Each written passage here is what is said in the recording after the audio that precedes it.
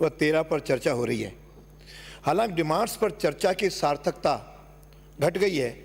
छोटी से छोटी घोषणाएं भी सीएम स्तर पर होने लगी हैं।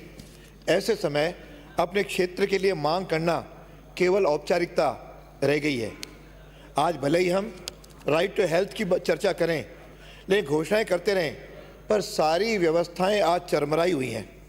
हालांकि स्टाफ, डॉक्टरों, नर्सेज आदि ने कोरोना के दौरान अद्भुत व सराहनीय काम किया है, पर स्टाफ के पास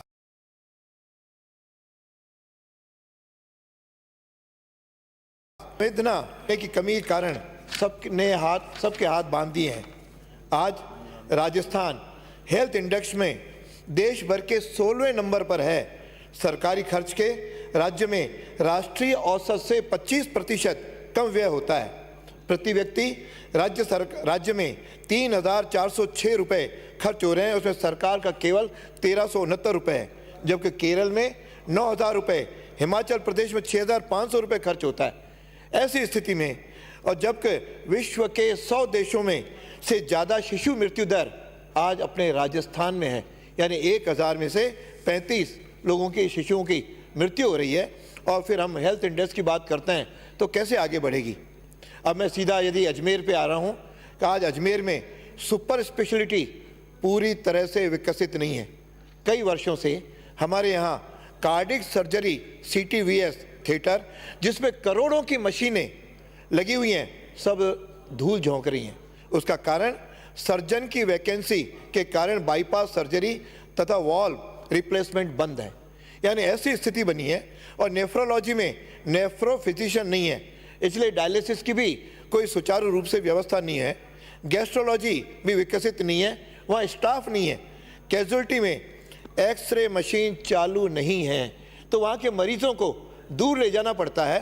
यानी ऐसी माननीय चिकित्सा मंत्री जी, छोटी छोटी जिसमें पैसा खर्च नहीं होता, एक्सरे मशीन को तो ठीक कराओ वहाँ पे, लेकिन वह भी खराब पड़ी है।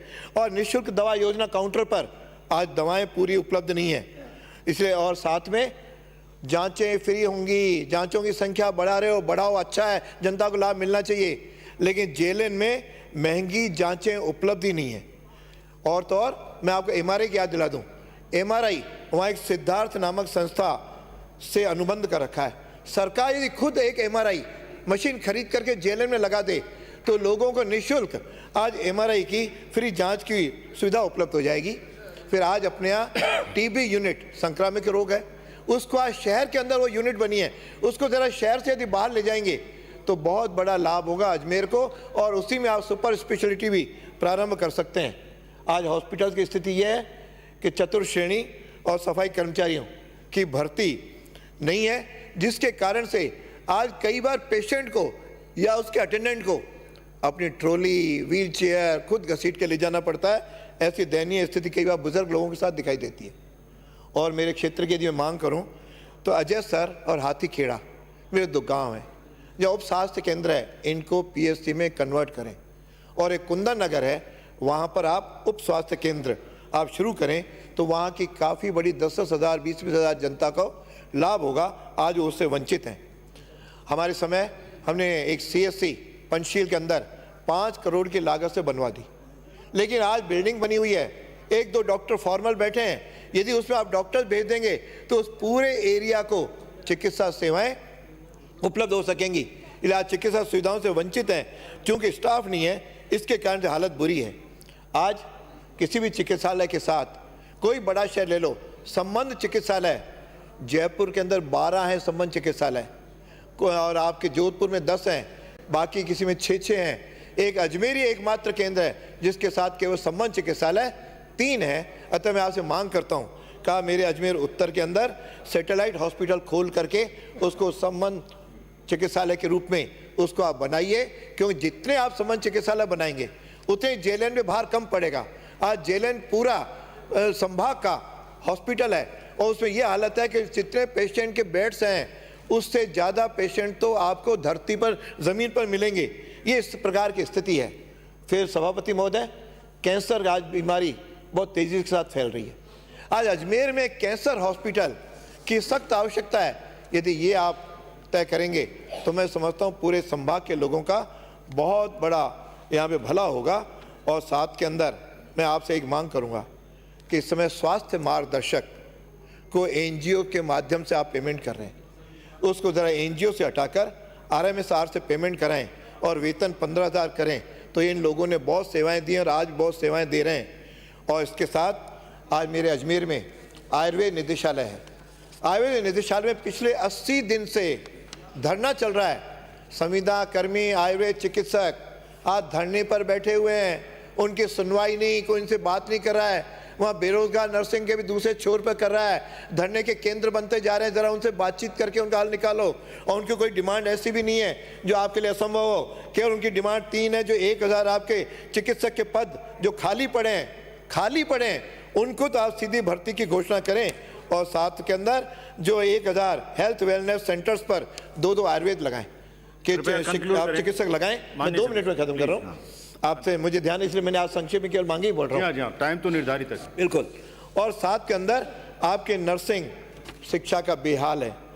SFS में पद सृजित नहीं है, 40,000 रुपये से फीस ली जा रही है और वहाँ केवल बाहर से आकर के इस प्रकार के कॉन्ट्रैक्ट वाले पढ़वा रहे हैं, तो शिक्षा कैसी होगी उसके एक बार आप ध्यान दे सकते हैं। साथ के अंदर मैं आपसे डिमांड करूँगा कि आज आपने कहा था, आपके पूर्व चिकित्सा मंत्री ने जनता क्लिनिक खोलेंगे। मुझे तो कहीं पूरे अजमेर में एक भी जनता क्लिनिक दिखाई नहीं देती। केवल वाहवाही आपने दिल्ली से सीख ली, वाहवाही लूट ली, मेज़ें हमने थपथपा ली, लेकिन एक भी जनता क्लिनिक आज हमारे यहाँ प्रारंभ नहीं है। और साथ में मांग करूँगा, सीएम साहब ने जो पिछले हमारे बजट के अंदर अजमेर के लिए घोषणा की थी कि पब्लिक हेल्थ कॉलेज खोलेंगे, राजस्थान राज्य आयुष अनुसंधान केंद्र खोलेंगे, ट्रोमा सेंटर के लिए 25 करोड़ था वो हम खोलेंगे, आयुर्वेद, योग और नेचुरोपैथी को एकीकृत महाविद्यालय खोलेंगे, एक भी नहीं। और मल्टीपर्पज़ इंडोर हॉल बनाएंगे, वो तो एक अलग हॉस्पिटल मैनेजमेंट कैडर बनाएंगे, उसका कहीं पता ठिकाना नहीं। लेकिन मैं आपको एक राय दूंगा, उस राय पे यदि आप मानेंगे कि आज जो डॉक्टर मेडिकल ग्रुप 2 में से ग्रुप 1 में आज गत 5-6 वर्षों से यूटीबी पर टीचिंग का काम कर रहे हैं बिना फाइनेंशियल, यदि आप उनको लेक्चर बना दोगे, रेगुलर कर दोगे, तो निश्चित रूप से टीचिंग फैकल्टी की आपकी सारी कमी दूर हो जाएगी। ऐसा मेरा आपसे आग्रह है। और यदि थोड़ा सा मैं 1-आधा मिनट ले लूँ कि आपका SMS का हालचाल क्या है। SMS में इंफ्रास्ट्रक्चर नहीं है।